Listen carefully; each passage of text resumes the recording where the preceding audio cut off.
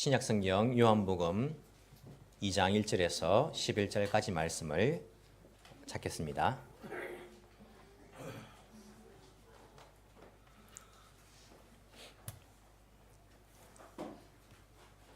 제가 봉독해 드리겠습니다. 사흘째 되던 날에 갈릴리 가나에 혼인잔치가 있었다.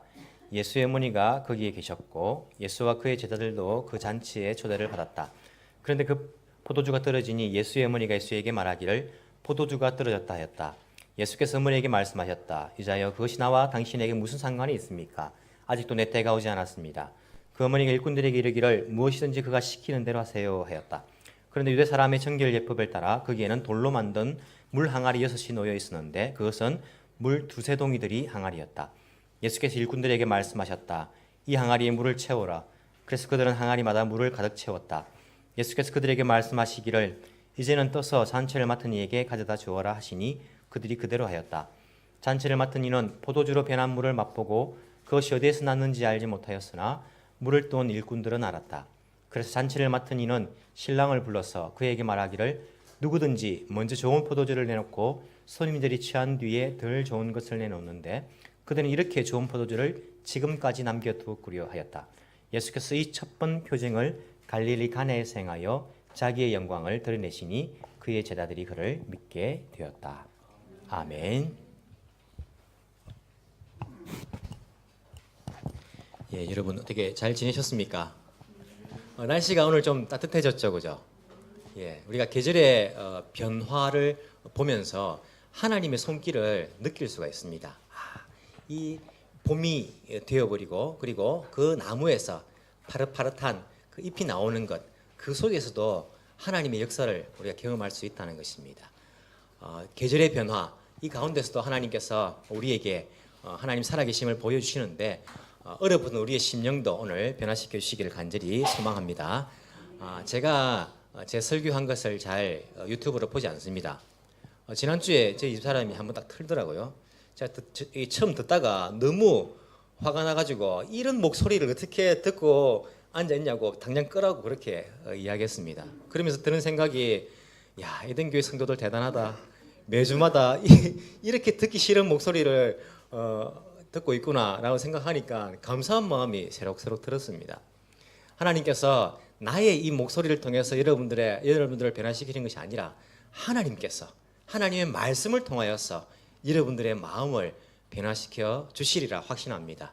상처받은 마음이 치료받고 얼어붙은 마음이 정말 녹아져 내리고 하나님 앞에서 우리의 굳어있는 마음들이 변하여서 하나님 기뻐하시는 부드러운 마음으로서 오늘 변화되는 그런 역사가 우리 가운데 있기를 간절히 소망합니다. 오늘 변화의 주인이라는 그런 제목으로서 우리가 함께 말씀의 은혜를 나누기를 원합니다. 오늘 보시면 가나에서 예수님께서 제일 처음 행하신 그런 기적이 나오고 있습니다. 여러분 가나가 어딘지 아십니까? 가나가 예, 자 좋습니다, 그죠? 서로 대화하면서 이렇게 우리가 갈릴리 가나 이렇게 이야기하는데 예수님께서 자라나셨던 곳이 바로 나사렛이라는 곳입니다. 그곳으로부터 약 6km 정도 떨어진 곳이 가나라고 그렇게 이야기합니다. 저도 안 가봤습니다. 잘 모릅니다. 가보면 훨씬 더 우리가 느낌이 새롭겠죠. 가나에 가보면 야 여기서 예수님께서 죄송합니다. 한번 가보면 야 여기서 예수님께서 첫 번째 기적을 행하셨구나 그런 느낌들이 들 것 같아요. 우리 지금 전도 선교부에서 우리 저기 이스라엘 한번 방문하자 그런 계획들을 가지고 있는데 우리 성도들 함께 다 같이 가서 이런 예수님의 행적을 따라서 가본다면 우리에게 더 실제적으로 성경의 내용들이 다가오지 않을까라는 그런 생각들을 하게 됩니다. 어쨌든 갈릴리에서 예수님께서 첫 번째 기적을 행하셨습니다. 어떤 기적입니까? 물로 포도주를 만드신 기적입니다. 말이 됩니까? 제가 예전에 간증을 듣는 가운데에 한동대학교 김영길 총장님이 간증하는 것을 들었습니다. 참 대단하시지 않습니까? 예수 믿게 되었고 그분이 정말 유능한 과학자입니다. 미국에서 근무하셨고 공부하셨고 일하셨던 분인데 한국에 와서 사명을 가지고 기독교 대학을 그렇게 세우셨습니다. 그분이 간증하시는데 그런 이야기 하더라고요. 자기가 아내를 따라 교회 가가지고 예수를 믿게 되었는데 이 요한복음 2장을 읽어보니까 이 과학자로서 도저히 받아들일 수 없는 일이 나오더란 거예요. 이 물의 분자 구조는 H2O인데 이 H2O가 어떻게 해서 포도주가 될 수 있느냐, 이것은 과학적으로 말도 안 된다. 그렇게 자기가 처음에 생각이 들었다라고 간증하는 이야기를 제가 들은 적이 있습니다. 이런 물이 변하여 포도주가 되는 것이 말이 되는 이야기입니까?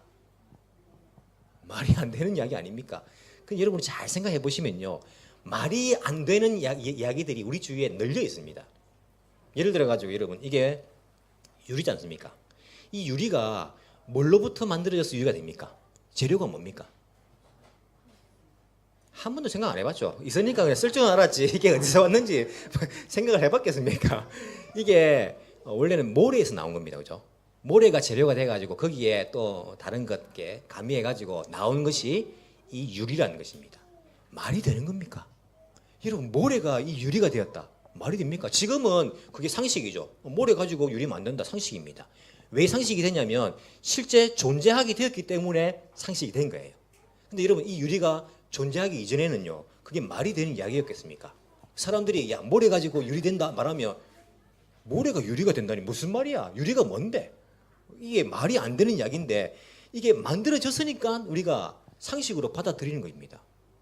여러분, 지금 뭐 우주학자들이, 과학자들이 우주에서 열심히 지금 찾고 있는 것이 뭡니까? 열심히 찾고 있는 것 중에 하나가 물이 있는 별을 찾는 거예요. 물이 있는 별을. 왜 물이 있는 별을 찾습니까? 물이 있으면 생명이 있을 가능성이 있다는 거예요. 말이 됩니까, 여러분? 물이 생명이 된다, 말이 됩니까? 지금 과학자들이 우리 인간이 어디서부터 나왔다는 말입니까? 물. 인간의 몸도 70%가 물인데 물이 생명을 줘가지고 어떤 제일 처음에 분자가 진화돼 가지고 이 사람이 되었다고 믿는 거예요. 이런 말이 됩니까?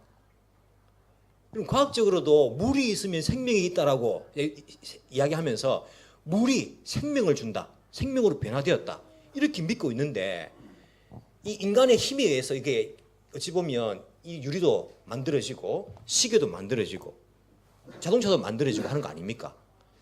자동차도 철로 만들어질 때에 철이 어디서 나온 겁니까? 돌에 조금 박혀 있는 것, 이걸 어떻게 해서 자동차를 만들 생각을 했겠습니까? 말이 되는 겁니까? 그런데 사람의 힘이, 사람의 능력이 들어가니까요, 말이 안 되는 일이 일어나고 있다니까요.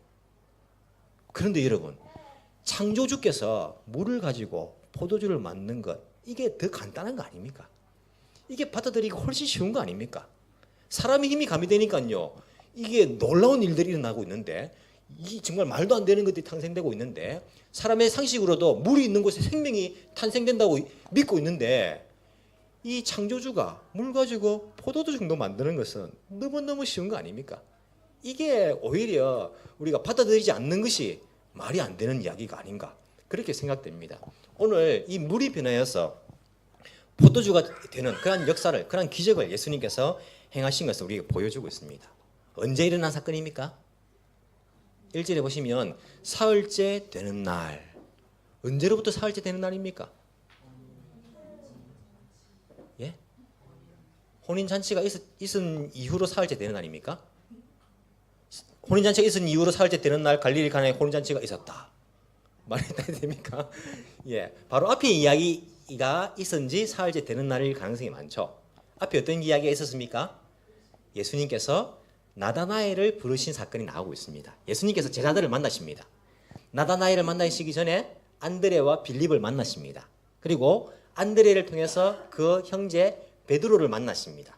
빌립을 통해서 나다나엘을 만나십니다. 적어도 이 네 명을 만나시고 그 이후 사흘째 되는 날 갈릴리 가나에 혼인잔치가 있었다, 이렇게 나오는 거예요. 여러분, 이 결혼식에 예수님과 제자들 외에도 예수님의 어머니인 마리아가 참석을 하게 됩니다. 여러분 보시면 근데 이 마리아가 그냥 결혼식에 참석한 거 아닙니다. 이 결혼식에 깊숙하게 관여가 되어 있는 사람입니다. 어떻게 알 수 있습니까? 어떻게 알 수 있습니까?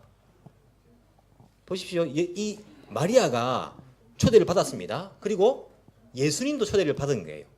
예수님의 제자들도 초대를 받은 거예요. 예수님의 제자들이 다 같이 그렇게 일시적으로 초대를 받았다는 이야기는 무슨 말입니까?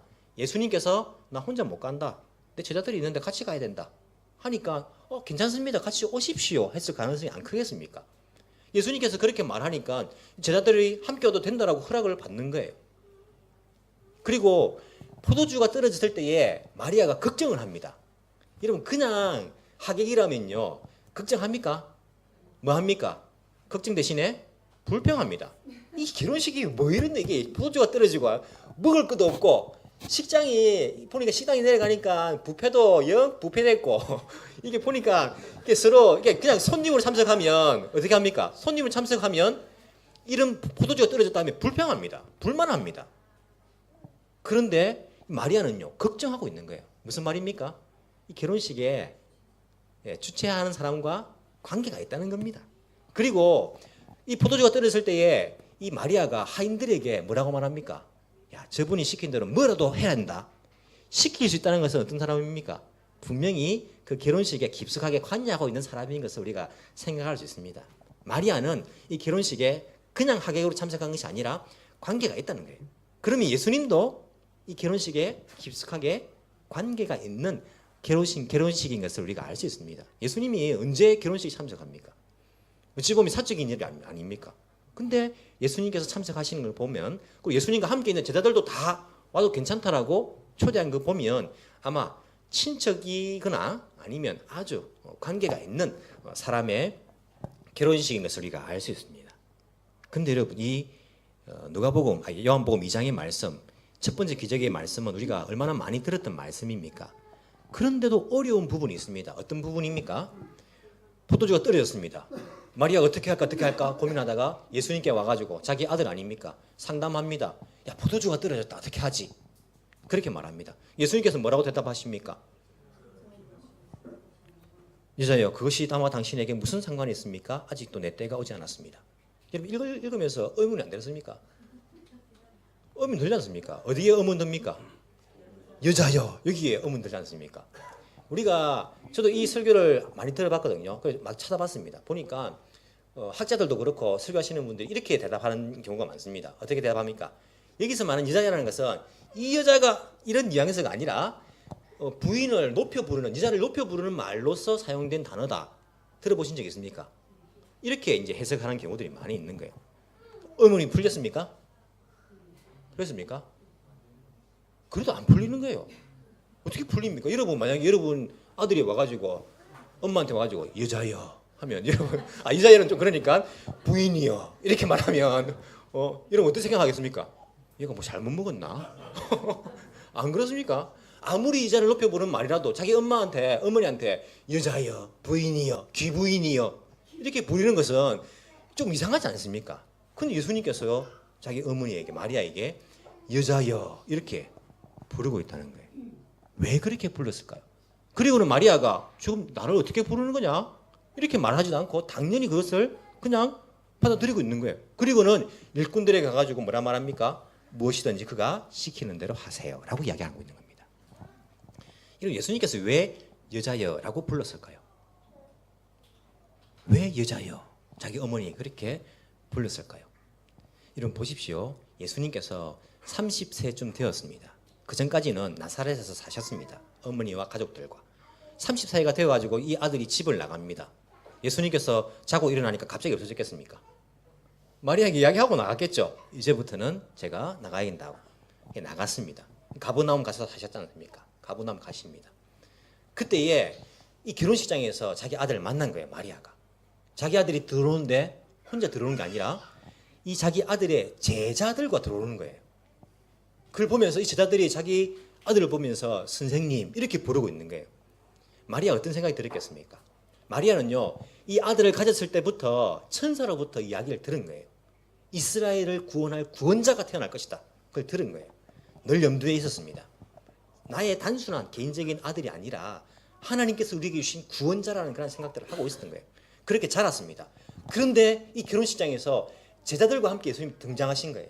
어떤 마음 들었겠습니까? 야 드디어 때가 왔구나. 드디어 공적인 사역 메시아로서 공적인 사역을 하시는 때가 왔구나. 이런 생각 안 들었겠습니까? 제 생각입니까? 이런 생각이 들었을 것입니다. 분명합니다. 왜냐하면 성경에서 우리가 알 수 있습니다.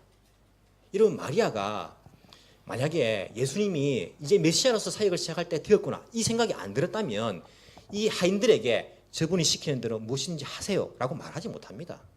다른 방법을 찾죠. 그런데 마리아 이 마음속에는요, 이제는 나의 아들이 아니라 공적인 메시아로서 이제는 활동을 하시는구나 이런 믿음이 있었기 때문에 하인들에게 그렇게 지시할 수 있었습니다. 저분이 시킨 대로 뭐든지 하세요. 예수님께서 공적인 사역이 이제 시작되는 것입니다. 그렇기 때문에 자기를 향하여서 여자여 부르는 것이 당연한 것이었습니다. 어머니 이렇게 부르는 것이 오히려 이상한 것 아닙니까? 공적인 메시아로서의 사역이 시작되기 때문에 여자여라고 부르는 것이 이 마리아가 보기에는 드디어 때가 왔구나 라고 생각했을 가능성이 크다는 것입니다. 이런 어려운 문제가 하나 저한테 있었고, 그리고 예수님께서 어떻게 대답하십니까? 내 때가 오지 않았습니다. 이렇게 대답하시는 것을 볼 수 있습니다. 그래 놓고는요, 물 포도주로 바꾸는 거예요. 왜 이렇게 하셨을까? 자기 때가 오지 않았다 해놓고 그러면 안 할 것처럼 말씀하셔놓고 왜 이렇게 하셨을까? 이것도 되게 의문이 들었습니다. 여러분, 때를 결정하는 것은 누굽니까? 예수님이십니다. 마리아가 그 때를 결정한 것이 아니라 예수님이 때를 결정하시는 거예요. 우리 남자들도 그런 분들이 있겠지만은 우리 부인분들, 여성분들은 이 때를 결정하기를 참 좋아하는 것 같아요. 자기 때에 뭔가가 돼야 되는 거예요. 당신 지금 양치해. 이것도 가르쳐 주는 거예요. 지금 쓰레기 버려줘. 지금이야 지금. 자기가 이 여자가 결정한 그 때에 하지 않으면요, 이게 뭔가 마음이 안 차는 것 같아요. 하지만 때는 누가 결정합니까? 예수님께서 결정하시는 겁니다.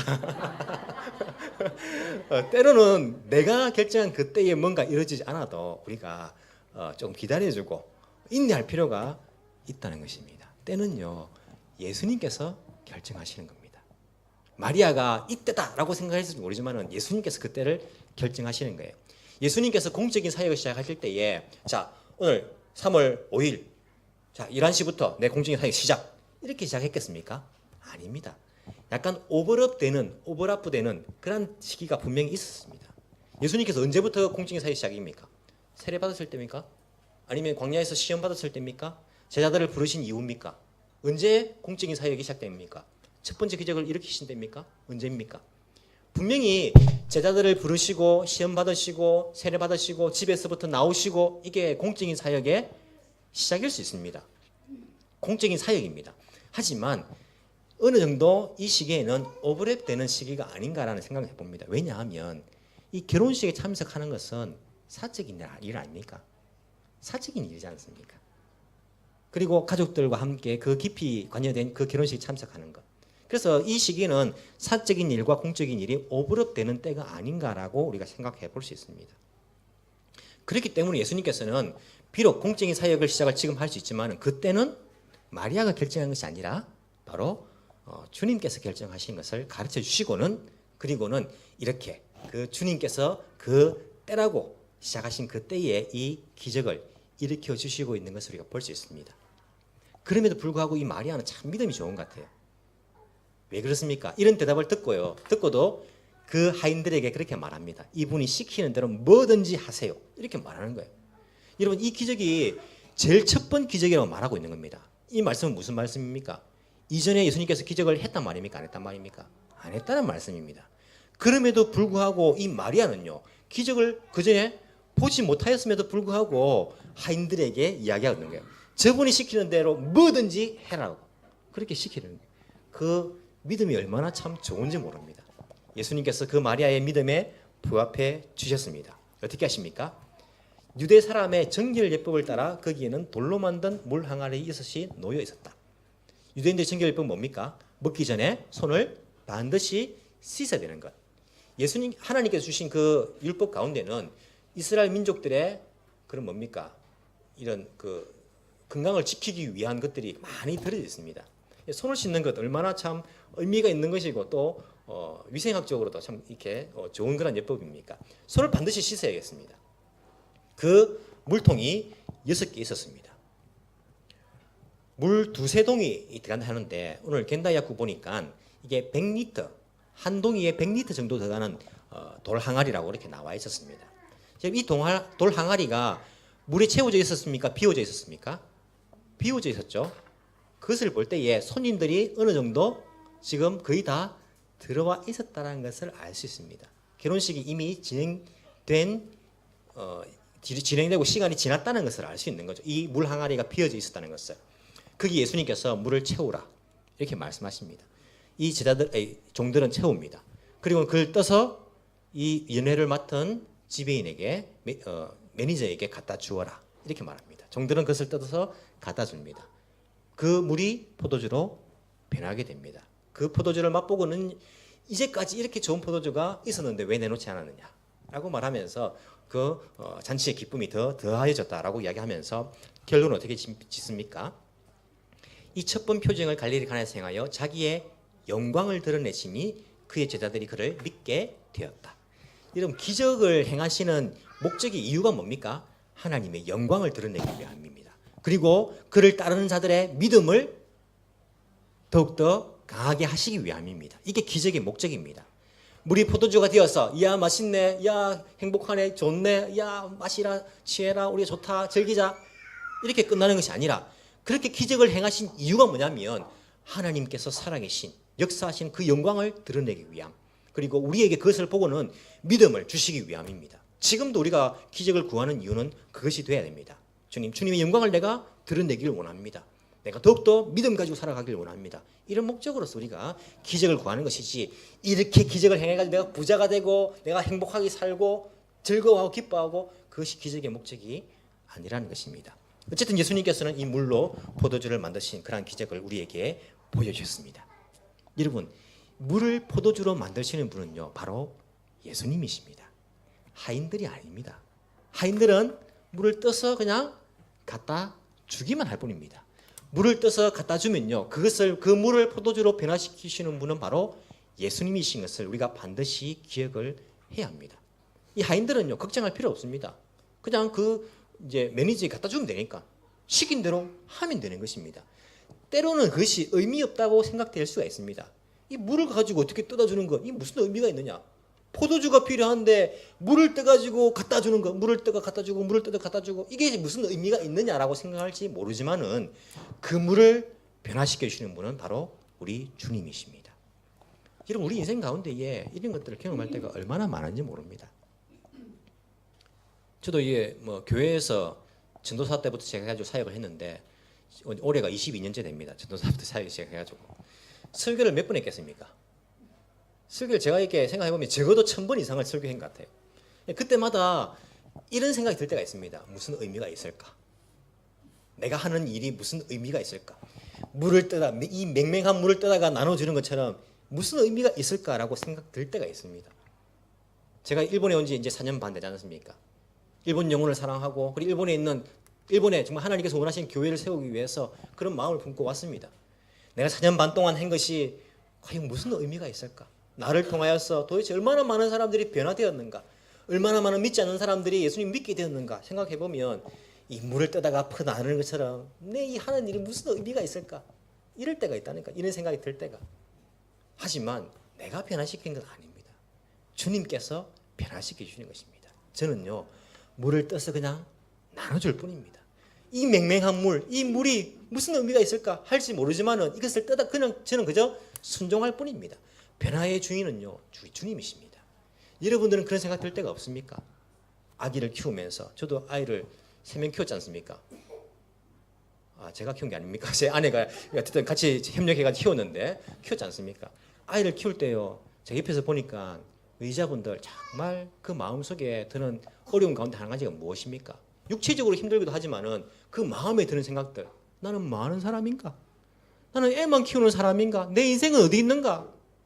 이런 생각들 안 듭니까? 이 아이를 낳아서 젖먹이고 기저귀 갈리고 그렇게 키우는 것, 야 이게 무슨 의미가 있을까? 물을 떠다서 퍼나르는 것처럼 매일매일 반복하는 이 생활들, 이것을 통해서 무슨 의미가 있는 것인가 흠모할 데가 없습니까, 여러분? 주님께서 그 물을 변하여서 포도주로 변화시키십니다. 여러분들의 그 순종을 통하여서 그 아이를 주님께서 포도주로 변화시켜 주실 것입니다. 의미 없다고 생각될지 모르지만 우리는 그저 물을 떠서 퍼다 나르는 이런 의미 없는 일이라 생각할지 모르지만 순종할 때에 그것을 통하여서 그 아이를 키우는 그것을 통하여서 우리 주님께서 역사하신다니까요. 여러분들 직장에서 이런 생각 들 때 없습니까? 난 지금 다람쥐인가? 매일 아침에 일어나서 출근하고 똑같은 일을 하고 그리고 똑같이 퇴근하고 늘 똑같은 일을 반복하는 나는 도대체 무슨 어떤 인생을 살아가고 있는 것인가? 물을 뜨다 나르고 물을 뜨다 나르고 물을 뜨다 나르는 것 도대체 내가 무슨 의미로서 이 일을 하고 있는 것인가? 허무할 데가 없습니까? 하지만 그 직업이 주님께로부터 받은 소명이라면 물을 뜨다 퍼나르는 것처럼 의미 없어 보일지 모르지만은 그것을 통하여서 주님께서 분명히 역사하여 주실 것입니다. 주님께서 변화시켜 주신다는 것입니다. 우리 학생들도 학교 가서 공부할 때에 이거 내가 공부하는 거 무슨 의미가 있는가? 제 아버지께서 학교 다닐 때에 수학 선생님께 그 질문했다더라고요. 피타고라스 정리를 가르쳐 주는데 손 들고 질문했다더라고요. 선생님, 피타고라스 정리가 우리가 살아가는데 무슨 의미가 있습니까? 없다. 그냥 해라. 그렇게 이야기를 들었다더라고요. 학생들 공부하면서 내가 지금 이 공부하는 거 무슨 의미가 있는가? 공부가 전문가 인생에 무슨 의미가 있는가? 라고 생각될 때가 없습니까? 공부하십시오. 지금 몰라도 물을 뜨다 나르면요. 그 공부한 것을 통해서 주님께서 여러분들의 인생을 변화시켜 주실 것입니다. 변화의 주인은요. 내가 아니라 주님이십니다. 내가 하려고 하면요. 그것이 속상합니다. 스트레스 받습니다. 왜 사람들이 변화되지 않을까? 왜 사람들이 예수 믿지 않을까? 내가 이렇게 하는 거 무슨 의미가 있는가? 스트레스 받습니다. 하지만 나는 그저 물을 뜨다 나를 뿐입니다. 순종할 뿐입니다. 주님께서 역사하시면 물이 변하여 포도주가 될 것입니다. 역 앞에서 휴지 나눠주면서 찌라시 나눠주면서 예수 믿으세요 전도하는 것 무슨 의미가 있는 것인가? 이 시대의 사람들이 과연 복음에 관심이나 있는 것인가? 우리가 전도하는 것 이것이 무슨 의미가 있단 말인가? 그래서 순종하는 그 종의 그 순종을 통하여서 주님께서 변화시켜 주신다고 하십니다. 주님께서 하실 일입니다. 내가 변화시키는 것 아닙니다. 우리 에덴교도 마찬가지 아닙니까? 제가 변화시킵니까? 제가 변화시킨다 생각하면요. 스트레스 받아서 제가 살아가지를 못합니다. 왜 변화 안 될까? 왜 안 변할까? 왜 말씀대로 하자는데 하나님 기뻐하신 교회를 만들자는데 왜 움직이지 않을까? 제가 속상해가지고 살아가겠습니까? 하지만 제가 변화시키는 건 아닙니다. 주님께서 하실 것입니다. 주님께서 그저 나는 물을 뜨다 나르는 것처럼 의미 없어 보일지 모르지만은 그것을 순종하면요. 주님께서 우리 에덴 교회를 변화시켜 주실 것입니다. 성경 일독하세요. 목사님 성경 읽어도 모르겠습니다. 이거 모르는 거 읽어봐야 무슨 의미가 있습니까? 그것을 통해서 역사하십니다. 기도해봐도 안 됩니다. 내가 암만 기도해봐도 들어주지 않습니다. 순종하십시오. 내가 물을 뜨다 퍼나르는 것처럼 그렇게 기도하면요. 순종하면요. 그 기도를 통하여서 역사하시는 분은 우리 주님이십니다. 주님께서 변화시켜 주실 것입니다. 지금 보기에는 아무 의미 없어 보이는 것처럼 물맛처럼 밍밍하게 보일지 모르지만은 물을 뜨다 나르는 것처럼 아무 의미가 없어 보이지 모르지만은 그 순종하는 그 종의 순종을 통하여서 바로 변화의 주인이신 우리 주님께서 우리 인생을 변화시켜 주시겠다고 약속하고 있다는 것입니다. 변화의 주인은 바로 우리 주님이십니다. 우리가 그 주님을 믿으면서 나아가야 할 것입니다. 구약시대 때의 선지자들 어떤 일을 하였습니까? 여러분 회개하십시오. 하나님께 회개하지 않으면 멸망합니다. 회개합니까? 회개하지 않았습니다. 듣지도 않았습니다. 때립니다. 고개 가둬버립니다. 죽입니다. 선지자들. 무슨 의미가 있습니까? 하나님 우리가 이렇게 외쳐도 듣지 않습니다. 사람들이 변화되지 않습니다. 우리가 외치는 건 무슨 의미가 있습니까? 나만 괴롭습니다. 힘듭니다. 하지만 반복적으로 그들은 순종하였습니다. 그 마음속에 소원을 할 수 있습니다. 주님 변화시켜 주십시오. 하지만 결국에 변화시켜 주시는 분은 바로 우리 주님이시라는 것입니다. 내가 착하게 살아봐야 세상은 변화되지 않습니다. 나 혼자 착하게 살아봐야 무슨 의미가 있습니까? 내가 그냥 순종하면 이 세상을 변화시켜 주시는 분은 바로 우리 주님이십니다. 우리는 그저 물을 떠서 물을 채우고 떠서 갖다 주세요 라고 말씀하시면 내 주님 물을 채우고 떠서 갖다 주면 되는 것입니다. 순종하는 자를 통하여서 우리 주님께서는 역사하실 것입니다. 여러분의 인생 가운데에 때로는 허무감과 무슨 의미가 있는가 그런 의문이 들고 때로는 지치고 힘들어서 주님 하기 싫습니다. 변화되지도 않는데요. 들어주지도 않으시는데요. 이루어지지도 않는데요. 그런 생각이 들지 모르지만은 순종하십시오. 물을 채우고 떠서 나눠주고, 채우고 떠서 나눠주고, 채우고 떠서 나눠주고, 그 순종의 마음을 통하여서 우리 주님께서 물이 변하여 포도주로 변화시켜 주실 것입니다. 죄 많은 우리들을 변화시켜서 천국 들어갈 수 있는 백성으로 만들어 주신 것처럼 이 세상에 주님께서 변화시키지 못할 존재는 없으십니다. 주님 의지하면서 낙심하지 마시고 오늘도 내일도 순종하며 살아갈 수 있는 저와 여러분이 되기를 간절히 소망합니다. 기도드리겠습니다.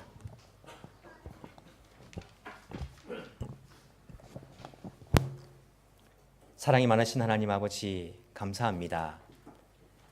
우리 주님께서 저희들을 부르셔서 죄 많은 우리 인생들을 변화시켜 주님의 백성으로 삼아주신 것 너무나 감사를 드립니다.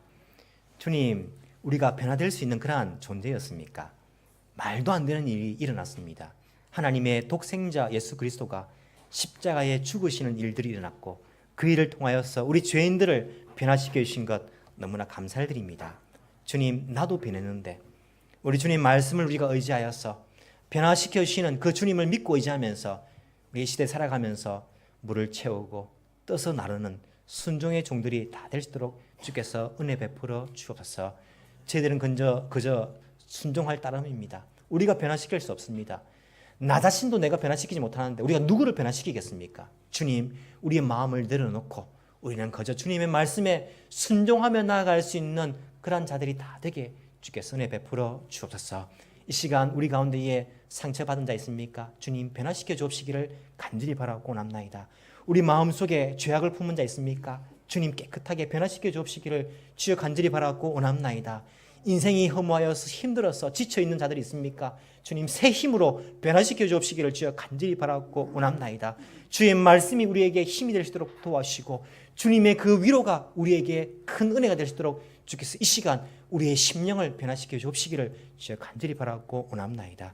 우리 에덴 교회가 주님 원하시는 모습으로 변화되어서 이 시대에 정말 많은 죽어가는 영혼들을 살릴 수 있는 그러한 교회 될 수 있도록 주께서 우리 교회를 사용하여 주옵시기를 주여 간절히 바라고 원합나이다. 우리가 내일부터 또한 이 세상에서 살아갈 때에 주님, 내가 잘 살아도 세상이 변화되지 않습니다. 낙심하며 세상에 동화되어 가는 사람들이 아니라 주님께서 변화시켜 주시라는 그 확신을 가지고 세상을 향하여서 그 변화의 그 목소리를 높이며 복음을 선포하며 살아갈 수 있는 주의 백성들 다 되게 주께서 인도하여 주옵소서. 감사드리며 살아계신 예수님 이름으로 기도합나이다. 아멘.